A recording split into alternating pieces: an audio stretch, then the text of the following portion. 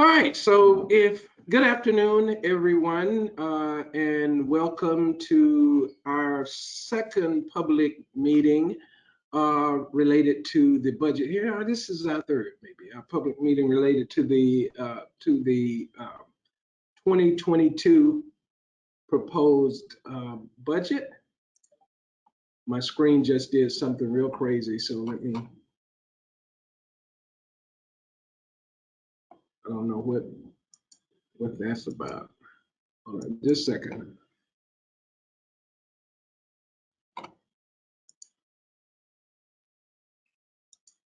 I've lost my screen for some reason.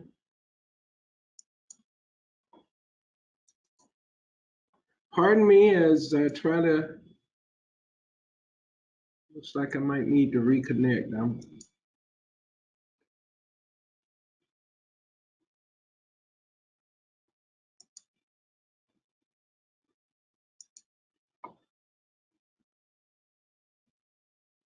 All right, I'm gonna reconnect.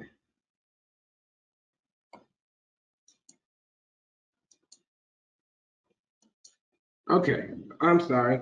Lost my screen, but I'm back. So welcome to our presentation of the 2022 preliminary budget. We have actually made an initial presentation to council after we went through the process where I met, along with the finance team, met with each and every department head where they presented their proposals to me through our normal process, after which I compiled my budget presentation for the council, which we presented to them earlier this week, on Tuesday of this week, and now we're in the public information and public presentation part of the budget. And so we appreciate anybody who could join us, and those of you, as we will be replaying this constantly doing the budget review process, so folks can come back to this presentation. It'll be available on our media. We'll also have the budget available after presentation to council next Tuesday. We'll have the budget available for public review as required for 10 days before we head to a target adoption date, I believe, of November 19th. So with that, Kevin, if we can move to the next slide, I'd appreciate it. Thank you. So what we want to start with is where we started with council, and share some of the considerations that we looked at in terms of the 2022 budget. First of all, providing an overview of where we are in 2021, and then take a first look for council at the projections that we have for 2022. And we also want to get both council and public input and answer any questions that related to our proposed budget and the strategy we have for moving ahead.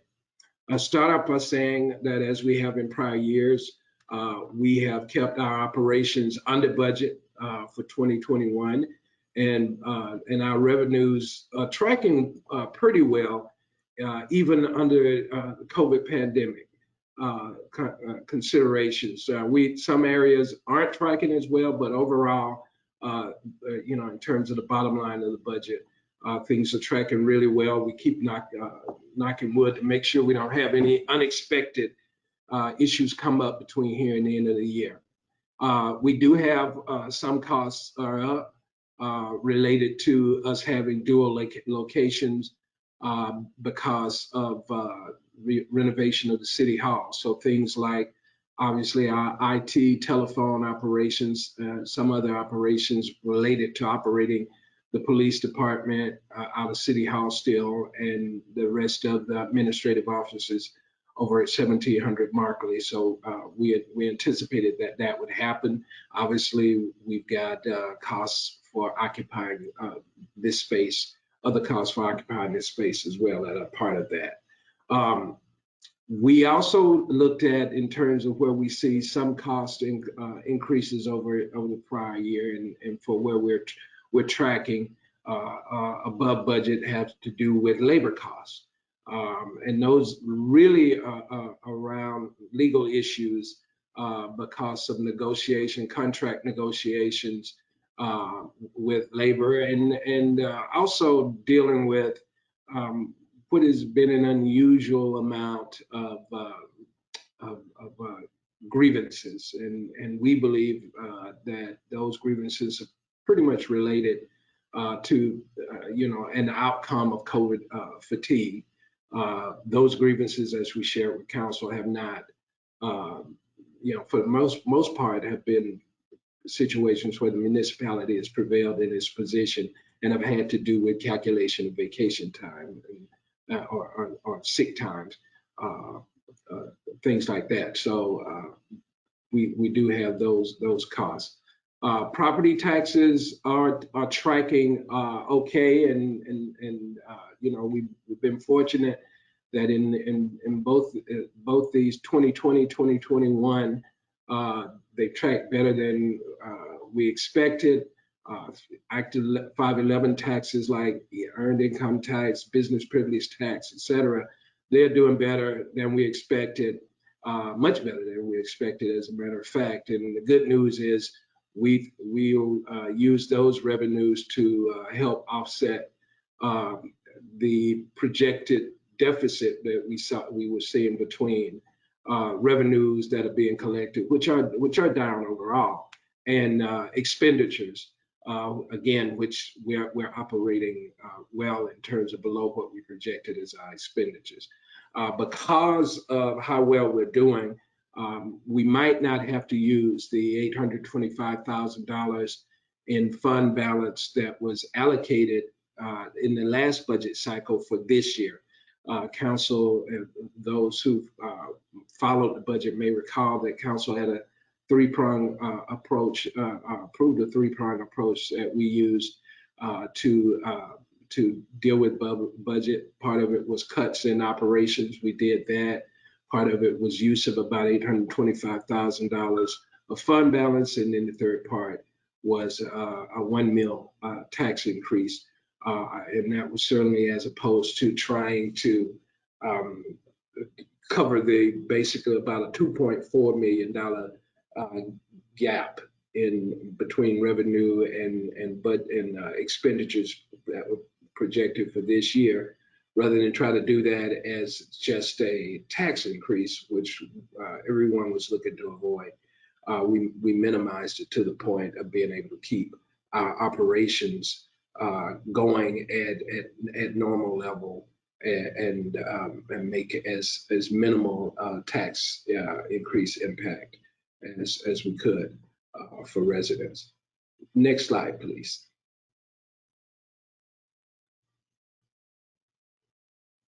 Other things we wanted to also share with folks is where we think we need to do as it relates to our 2022 budget years. We share with council, and we did that, the same thing as well for 2021, the current budget year, is that we maintain our core operations as a focus for 2022. The pandemic is still playing out, and even though we are encouraged by vaccination rates and masking, we have a strict policy as far as how the municipality operates in the COVID era. We are seeing, because of COVID, still having some uncertainty about where we will end up with property taxes, where we will end up with other types of revenue. So we definitely want to maintain core operations function and make sure we can deliver those basic services that residents expect. We do have we're scheduled for in 2020. Actually, in 2021, we were scheduled for police negotiations. 2022 is scheduled for fire negotiations, but we've reached out to both labor unions to see if we can delay those for a year. The fire department usually waits until the police department has completed their labor negotiation with the municipality. We've reached out to the fire department because we're in the midst of a police chief search, and we definitely wanted to be able to have the new chief on board to participate in those negotiations as well. I think that's going to work out. I don't think from early indications there's not going to be a whole lot of pushback from either union in terms of doing that. It's not atypical that negotiations may get delayed a year, and when that happens, we all basically agree to operate on the last year or some iteration of the last year's of the existing contract. There might be some give and take in terms of what percentage of a wage increase, if any, that may happen. And so we're working through that. I think we'll get through it fine. One of the things and that I shared with council is that we definitely have to take into consideration as we look at 2022 and beyond, the significant decline we've had in volunteer firefighters. And it is something we need to, the police chief and I have spent a good deal of time talking about actually over the last several years in terms of what is it we can do to address that. Well, our firefighter force has, volunteer firefighter force has dwindled down as has every other communities in the state and in the nation for the most part in terms of volunteers. For Norristown specifically, probably 7-8 years ago, we had close to 100 volunteers. Right now, we're at 14 volunteers as a part of our firefighting force. And the good news for Norristown is different from most communities that surround us. We've got the largest paid firefighting contingent in the region. So we definitely do have firefighters, but I think it makes sense, and certainly from a health safety standpoint, I've shared with council that we've got to deal with that. The budget impact for dealing with that is significant. The estimated cost of both staffing and providing supplies, materials, equipment for a firefighter is about $110,000 per firefighter per year. When you count salaries, benefits, materials, etc., it's about $110,000 per year per firefighter. You take what that $110,000 means, it's basically about a 1/8 of a meal for the municipality in terms of our tax rate, our millage rate being around the $881,000 range. So as we deal with that, we definitely have to look at that. One of the other things we're looking at doing, and council is very much engaged in this, and we've been studying and are working right now on consolidation of the fire department from 4 stations to 1 main station. And we've got a site in mind. We're negotiating and discussing, acquisition of that site and making it one centralized firehouse that can contain all of our firefighters. The challenge we have now, because we have those 4 firehouses, none of which the municipality owns, we actually provide a financial stipend to each of those firehouses every year to operate out of those privately owned facilities. But none of those facilities were built to house a modern 21st century fire station. I recall coming in in 2013 when I got here. One of the projects that was happening as I came was one of the fire stations was having concrete poured to fill up the entire basement of the fire station because the structure could not sustain the weight of a modern fire truck. So we lost the entire basement to be able to put that truck there. So we're looking now to rectify that situation, and once we consolidate We don't need to buy equipment for 4 fire stations. We can buy equipment for 1 fire station, because where we find ourselves now, because of the dwindling of volunteer firefighters, we have fires where, we might get on average 1.5 volunteers who show up for the fire, and that's because they have day jobs or night jobs and aren't able to respond. The good news is we do have mutual aid agreements with multiple jurisdictions around us, and so we support each other, others' firefighting operations when there's something. So they respond to ours, we respond to theirs, and that works well. But it certainly is not going to replace the need for us to have an ample firefighting contingency in Norristown, that are Norristown firefighters. So we have to deal with that. Another cost that we know we're dealing with is, we've had significant floods now for 2 years in a row.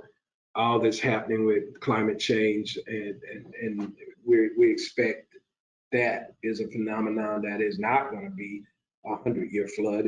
We're fortunate if it's a 10-year flood in terms of the way things are going. So because last year we sustained 2020, we sustained right at $1 million worth of damage to municipal facilities, not counting the damage that private homeowners and businesses sustain themselves. But we had to be reimbursed from our insurance by about $1 million, and almost a little over a year later, the exact same thing. I mean, the exact same places got flooded with similar damage, certainly to our facilities. But some of the steps we took last year helped us in terms of not being as severe, but flooding was actually a little bit more severe than it was last year. And so as a result,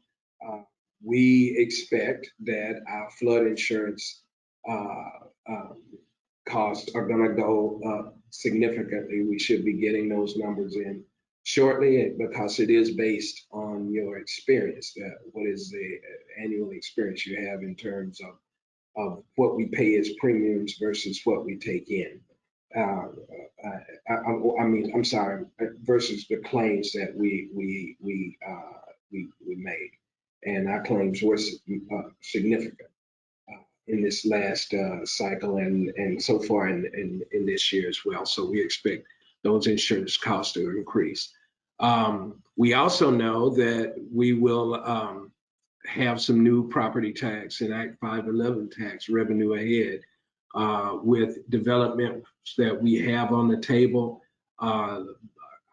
It'll probably be late 2023, early 2024 before we recognize that, particularly from the old DeLucia site at Main Street and DeKalb, probably a little beyond that as we look at State Hospital site. So for those who didn't know, the City Council last month approved Development Partners to develop a $34 million mixed-use apartment on the top, 6 levels, commercial on the bottom, 2 levels, for redevelopment of the old DeLucia site on that corner, and it is going to abut the county justice center redevelopment.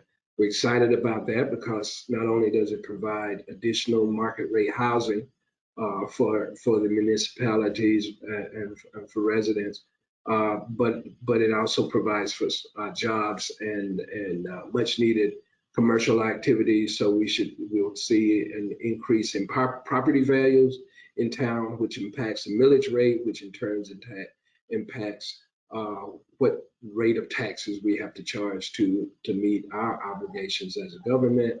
And so it's a benefit, and helps us stabilize our property tax rate, creates some job opportunities, and makes the city much more attractive as a place to live.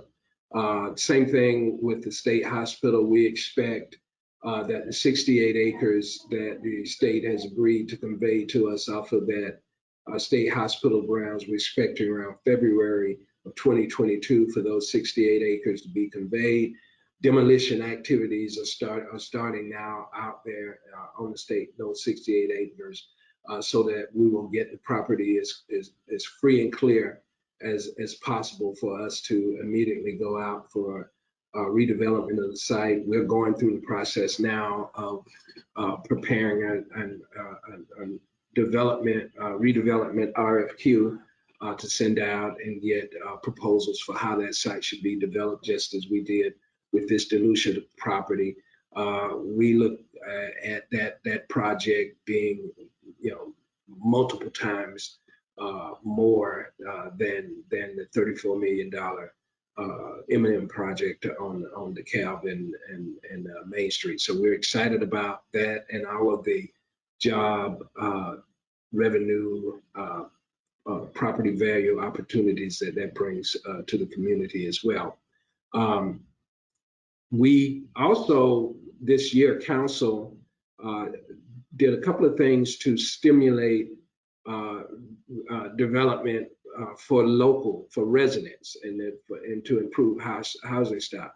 Council created two local only tax incentive programs, tax abatement programs for residents and local businesses, local developers. So if you're a resident, a homeowner in Norristown, you have the ability to, if you're going to do a significant amount of improvement to your property, and there's a formula for that.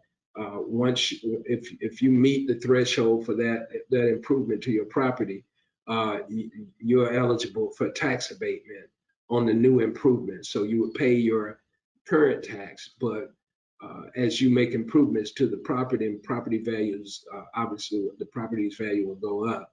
You won't be taxed on the new value for a set period of time until that abatement period is available, which is kind of mirrors the approach we use and other communities use with the LERTA tax for redevelopment of larger projects. And again, this one includes school district county taxes. It's a local program, and council already also created that same time. They created what's called a RETAP program, which is basically for locally owned businesses in town.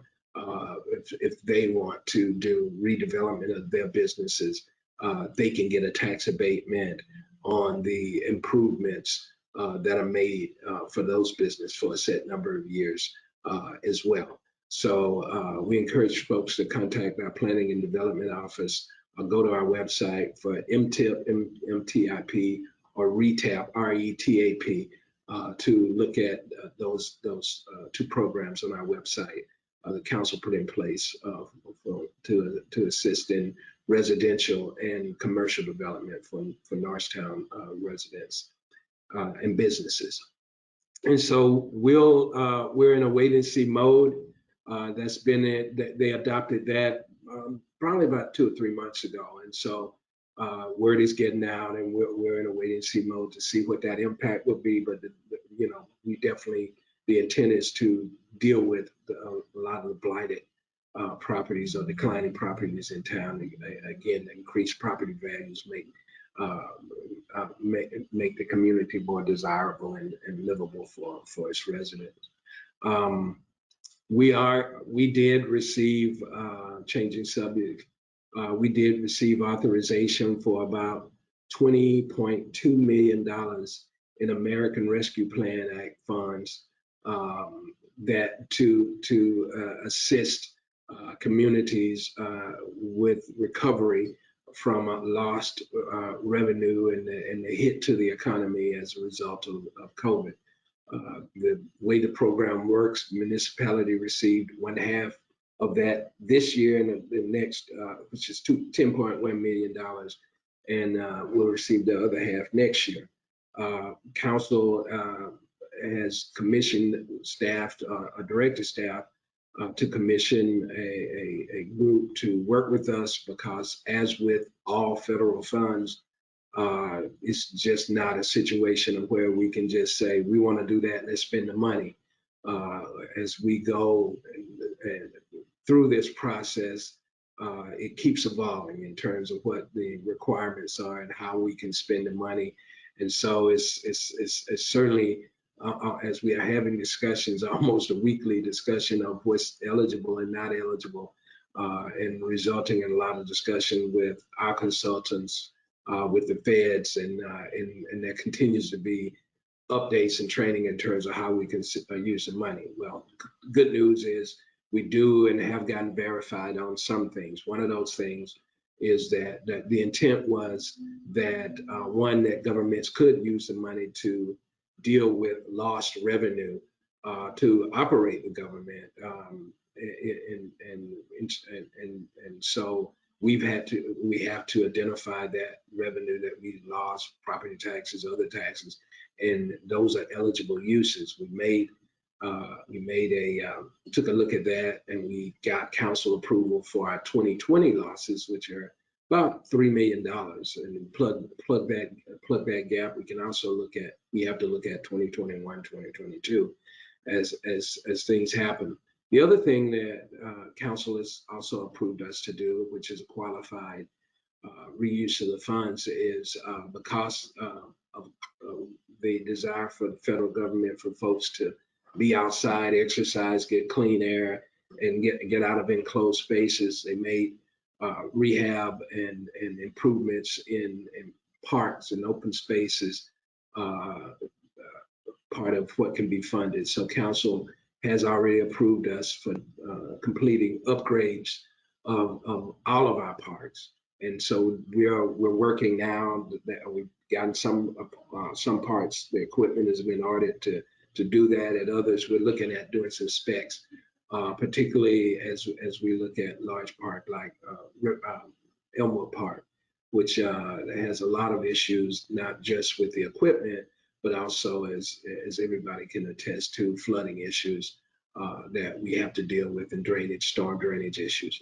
Then the third big thing that we knew that we can deal with these funds is which the federal government encouraged us to do real big ticket projects that have lasting impact on the community that you otherwise wouldn't get, because these are once in a generation funds that are going to be coming to communities. And the council this year approved the institution of a stormwater authority, which it has been constituted, has been incorporated by the state within the last few weeks. Board has been appointed by the council, and that board is about to get its initial meeting and orientation, and then begin a series of public meetings with the community to educate the community on what's happening. But essentially, there's going to be a fee assessed for stormwater management in the community to deal with the flooding. And what council decided to do with about $2 million of that American Rescue Plan Act money for this year is that rather than pass those costs on to residents in 2022, that the council voted that they'd use ARPA funds to pay for the first year costs related to that stormwater utility. And so that residents won't be billed in 2022 for that.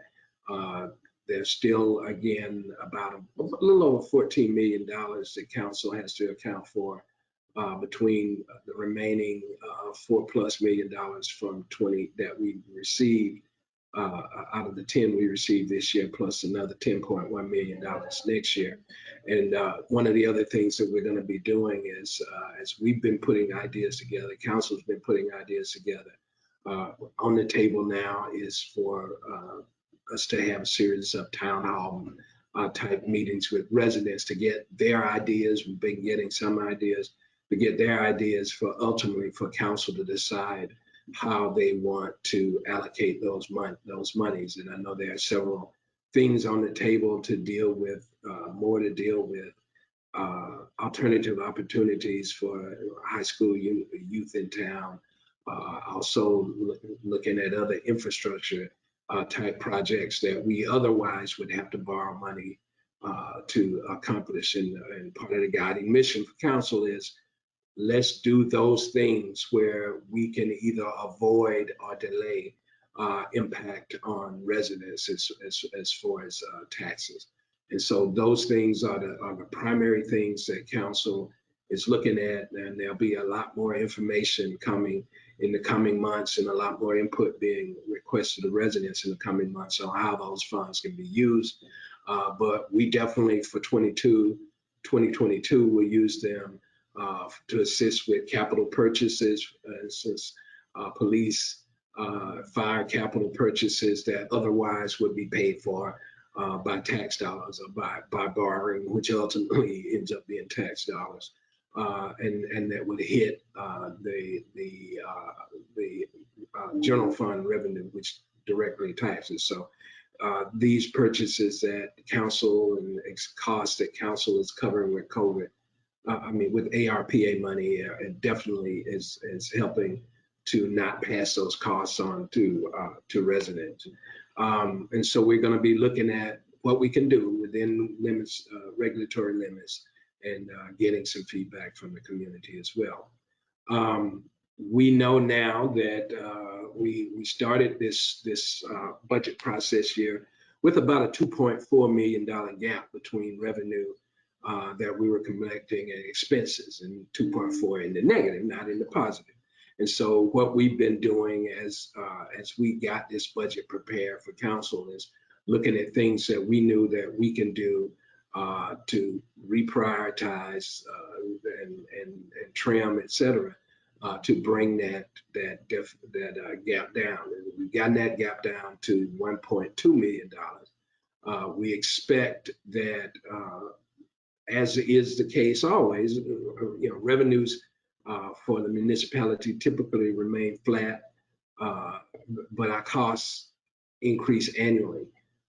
We think that, or we know that annual increase at minimum is usually just because of the cost of living, pensions, health coverages, et cetera.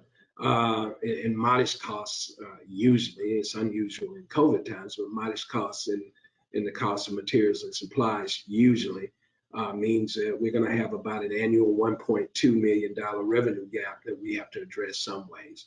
And again, the goal of council, goal of staff as well, is to not make that revenue gap be taxes, if at all possible. So we're looking at those strategies to do that. We can go next slide, please.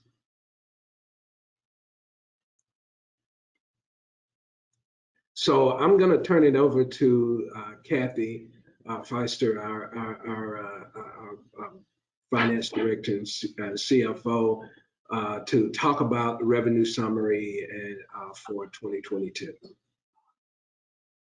Okay, what you see before you is a comparison of our revenue, what we expect for 2022 versus our budget of 2021 and our actual 2020. As you can see, our revenue going into 2022 is slightly higher than last year, but that is before even putting any fund balance, including any fund balance. One of the large surprises we had this year, as Randall mentioned, is our Act 511 taxes were much higher than what we were anticipating.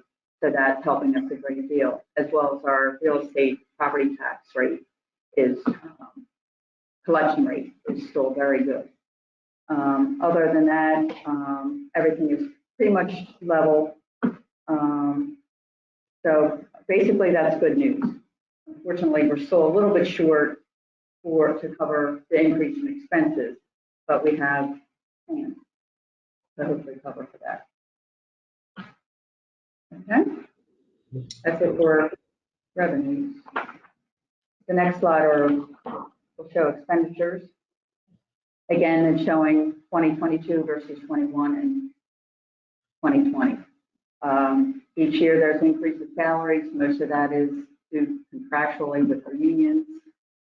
Benefits tend to go up every year as well as retirement. This year, the retirement actually went down due to our pension plans. The investment plans did a great job in 2020, and that reduced what contribution we have to give for this year. So that helped us a great deal. So the total expenditures is again 1 million or so higher, 1.5 million higher than last year. And the difference is on the next page. So you see the total revenue and total expenditures, and we have about a $1.2 million shortage that we have to find. And some of the plans we have, or on the next page, are considerations or options for covering that $1.2 million. We have fund balance, which we don't like to do because that affects our credit rating, and we don't want to give up any cushion if we can get around that. We can reduce expenses. This year we have our ARPA funds that we can use to cover some of our shortfall, or we can increase taxes. Taxes we've increased a great deal over the past year due to primarily COVID shortages in our revenue. So we really don't want to, we're trying to avoid that all as much as possible. And so we will put forth the next slide. Is that it? Okay. When we meet with council next Tuesday, we will give them our proposal of how we're going to meet that $1.2 million gap. And that's what we're working on now. So do you want to talk about the meetings, or do you want to? I'll take care of it from here. Okay. So one of the things, and I do want to emphasize something Kathy shared, is that our goal, and certainly every year, is to try to do everything we can not to propose a tax increase, and that's certainly council's goal as well. We are, my mission, Kathy's mission is to get a budget in front of council, a balanced budget in front of council. That will not do that. We think we have great opportunity to accomplish that, both with use of ARPA funds, as well as because we don't anticipate, knocking wood right now, but we don't anticipate that we actually have to dip into the $825,000 that was allocated, or at least use all of the $825,000 that was allocated from fund balance for 2020, from 2020's budget exercise into 2021. We might be able to use revenue gains from not doing that to offset the budget. So that a combination of ARPA, we've already done the kind of cuts we knew we could do, and they're not substantial because we've operated very lean for the last 8 years in terms of operating costs. Just fixed costs that we don't have much choice in is what our expenditures, increases in expenditures have been. So it is our goal, as I said, to deliver for council on that next meeting, October 19th meeting, an official budget that once we've made that budget proposal and council adopts us to advertise that budget, we cannot raise our budget proposal, but we definitely can lower, our council can lower the budget. So the way budgeting works, local government, it is the manager's budget to prepare and present. It is the council's budget to adopt. And so we will certainly take whatever direction that the council gives us in terms of our final budget. But once we present it to them this past Tuesday, I did pledge that my goal was to not propose an increase in taxes. I'm knocking wood 3 more times. So that, unless we have some crazy shoe that drops, a rock that gets overturned, I'm feeling pretty good about us being able to do that.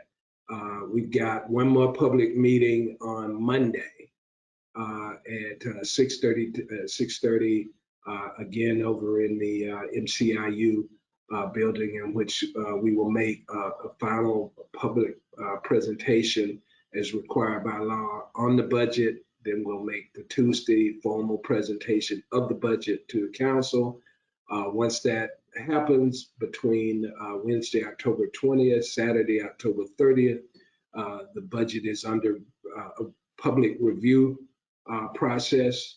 We encourage everybody to reach out to us if you have questions, email, etc. Reach out to your respective council member if you have questions, input, same to us. And up until the point that council adopts, we're going to have the first reading of the budget. There's certainly going to be an opportunity for comments, public comment on that. That night, if anybody wants to come for public comment to talk about anything, including the budget, we'll take that information. And then certainly, I said October, November 19th. It's actually November 16th. So November 16th is the planned adoption date, final adoption of the 2022 budget. And it'll be at that point that council will make a decision to either adopt the budget as presented, or if there have been any adjustments along the way between, adjustments down along the way between October 19th and November 16th, then they will adopt a final budget, which will go into effect January 1st, 2022. So with that, Kathy, is there anything else you needed to add? No. So with that, I know we have Miss Ravina in the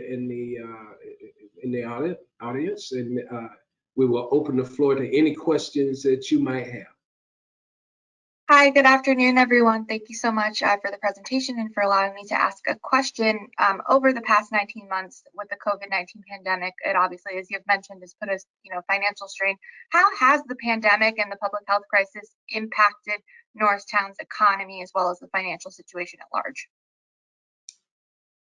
I'll let Kathy can be very much more specific. I can tell you from, in terms of operationally, what we've dealt with and we deal with. We've dealt with a lot of businesses, small businesses in town being impacted by it from the very beginning. And so, we got early on, we got COVID relief money. Early on, once we got that money, we actually set up a couple of things. One, we set up a fund for small business, Norristown businesses that could borrow. There were a lot of funds out there, both county level, state level, and we made local level funds specifically available for Norristown businesses to go through the prescribed process through our Small Business Assistance Center to get access to funds. And we know that I think we put about $300,000 worth of the money we had available for those loans, and I know loans were given. I think those funds were exhausted, as a matter of fact. And the second thing we did to help property owners is that we knew that there was a lot of things happening. There were a lot of things happening in terms of evictions and foreclosures as this thing played out. So we provided, I think, another $50,000+ and joined our funds to legal aid funds to assist Norristown residents specifically in dealing with issues, eviction issues, foreclosure issues, and providing them with legal assistance. And then I think there were a couple of times, particularly because we had some money available. We had money available for rent, put money out there to help people with rents and mortgages. And there were several other agencies, state, county as well, that were doing it as well. Our fund wasn't providing as much money as others were. And so we made, I guess in the last couple of months, we made council made some adjustments to our funds to make that more attractive for those funds to be accessed by Norristown residents. Kathy talked a little bit about revenue shortfalls that we had as a result of it. And if you want to expound that on that a little bit, Kathy, please. Now, with our 511 taxes, Berkheimer had come to us and they were significantly down in 2020, and they expected that revenue to continue downward in 2021. 2021, it actually turned the other way, and it was actually much higher than we expected. But 2020, we saw the significant decline in revenues, and everything to do with recreation revenues as well. As the real estate taxes, council extended our deadlines for face value, and it extended the penalty period through to the end of the year. And that actually helped our collection rate. That gave residents more time to pay, and it didn't penalize them for paying late. So that actually helped the residents, and it actually helped our collection rate. Sure. And going into this budget season, is there a concern with the pandemic, still being a presence here locally? Absolutely. That's why we're saying we're taking, we're going to kind of hold our ground, not try to do anything bold and different this year, other than things that are targeted to assist residents and to give relief. The way this pandemic keeps playing out, particularly with all the debates about vaccinations, masking, et cetera. We're just kind of watching the tea leaves, watching what the science to see what's going to happen. I know Kathy and her team have their finger on the pulse of what's happening in terms of revenue. Kathy and I meet on a weekly basis to talk about what our revenue looks like, what our projections look like, and as we did last year, we're going to do the same thing with this budget. We didn't have to do it this year, knocking wood, again. Where if we see that there's something going to be dire, we're planning to look at a mid-year adjustment in terms of how we operate and what we do. If we saw ourselves falling into a red area, I think we would have been definitely immersed completely in that red area had not the American Rescue Plan come about. I mean, because ultimately, like we said, for 2020, we were able to move over a significant amount of money to stabilize our general fund and our fund balance that was impacted by the losses of 2020. So we've gotten that money into our accounts, and it's helping tremendously in terms of what we look at as far as our current projections for 2022. Kathy, you certainly feel free to add anything you want to. No, that's if it wasn't for ARPA, the revenue with the low revenue that we had, we would be in trouble and we'd be raising taxes. So that's a great help to get us through this hump. And hopefully after next year, the revenue will continue to climb. Thank you. Yes, if you don't have